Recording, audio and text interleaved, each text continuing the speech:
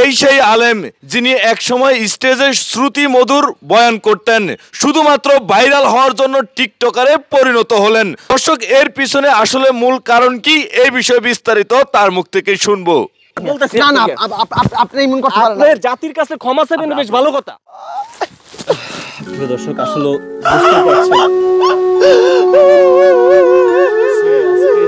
ক্ষমা চাচ্ছে দেশের কাছে। ভাই আসসালামু আলাইকুম। ওয়ালাইকুম আসসালাম। ভাই, আপনি জঙ্গলে জঙ্গলে ঘুরে বেড়াচ্ছেন কেন এইটা মাথায় দিয়ে? জঙ্গলে না ভাই, আপনারা আসছেন, আপনার সাথে সাক্ষাৎ করতে আসছি। তাহলে আপনি বাড়িতে যান না কে? আমি বাড়িতে যাব ভাই। কবে যাবেন আপনি? যাব সপ্তাহখানেকের ভিতরে। এলাকায় ঢুকতে পারেন? ঢুকতে পারি না, জাতির কাছে ক্ষমা চাইছি। জাতির কাছে ক্ষমা চাইছেন? অবশ্যই। মানে কি আপনি আগের পথে ফিরে যাবেন? অবশ্যই ফিরে যাবেন আপনি? তওবা করতেছেন? অবশ্যই। তবে আজকে আমরা ওনার মুখোশ ফাঁস করব। কেন তিনি টিকটকের পথে এসেছে, কেন তার চুলগুলা বান্দরের লেজের মতো করছে, সেটাই আজকে ওনার গোমরটা আমরা ফাঁস করতে চাই। আপনারা পুরো ভিডিওটি কন্টিনিউ করুন। ভাই, আপনার পুরো নামটা কি? ওমর ফারুক। ওমর ফারুক। আর কিছু আছে আগে পরে? বলতে চাচ্ছি না এই মুহূর্তে। কেন বলতে চাচ্ছেন না? মানসিকতা ঠিক নেই। মানসিকতা ঠিক নাই? এটা সরান ভাই। ভাই প্লিজ। ভাই শুনেন। ভাই প্লিজ, আপনি ভাই। আমি না ভাই প্লিজ। জাতির কাছে আপনি ক্ষমা চাই। ভাই শুনেন। ভাই না না, এগুলো ঠিক না ভাই, প্লিজ প্লিজ। আমি আপনাকে আরে ভাই বিষয়টা বলতেছি। অমর ভাই, অমর ভাই, না না, আমি বিষয়টা বলতেছি। না না, আপনি এমন কথা বলেন না। আপনি জাতির কাছে ক্ষমা চাইবেন বেশ ভালো কথা।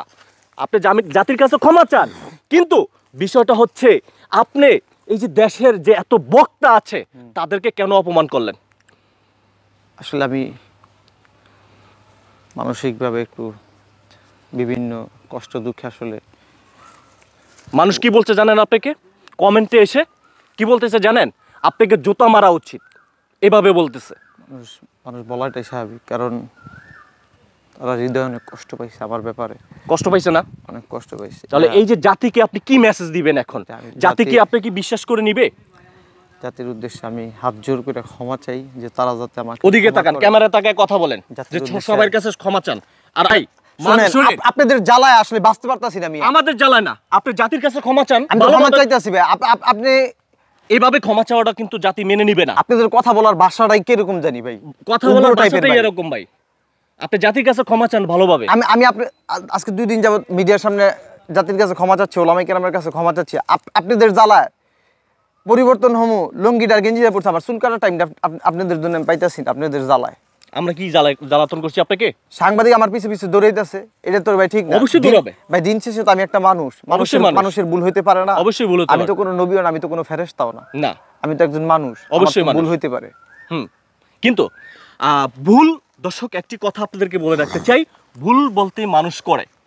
ভুল কোন মানুষটা করে না? ছোট থেকে শুরু করে বড় পর্যন্ত সবাই ভুল করে থাকে। তাই আসলে এই ভাই যে ভুল করেছে, জাতির কাছে ক্ষমা চাচ্ছে, একটু ক্ষমা চান ভাই, একটু হাত। জাতির কাছে ক্ষমা চাই, আপনারা আমাকে ক্ষমা করবেন, ওলামায়ে কেরাম আমাকে ক্ষমা করবেন। আসলে আমি আমার ভুলটা বুঝতে পারছি।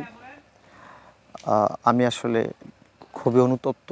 আমি আল্লাহর কাছে তওবা করি, আল্লাহ তাআলা যাতে আমার গুনাহগুলো মাফ করে এবং তিনি যাতে আমাকে মৃত্যু পর্যন্ত সঠিক পথে চলার তৌফিক দান করে, ঈমানের হালতে যে আমি মৃত্যুবরণ করতে পারি, এই জন্য আপনাদের কাছে দোয়া চাই।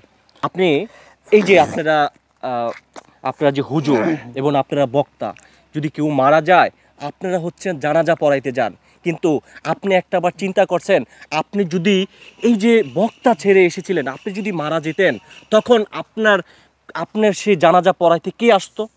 ভাই, আল্লাহর কাছে লাখ লাখ শুকরিয়া ভাই। আল্লাহ ভাই ফিরে আসছে ভাই। আমি ইমান নিয়ে মরতে পারবো ভাই। আপনি যে কথা বলছেন ভাই, আমি যদি মরে যেতাম আমার দিল কয় ভাই।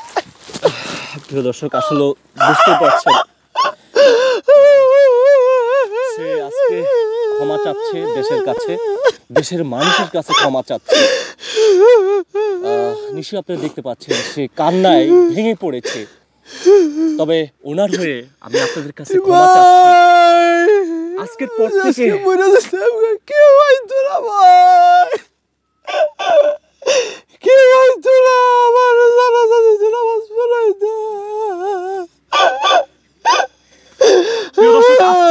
থেকে এই অমর বাইট আর এই যে চুল দেখতে পাচ্ছেন, আজকের পর থেকে আর কোনো ভিডিও আপনারা পাবেন না।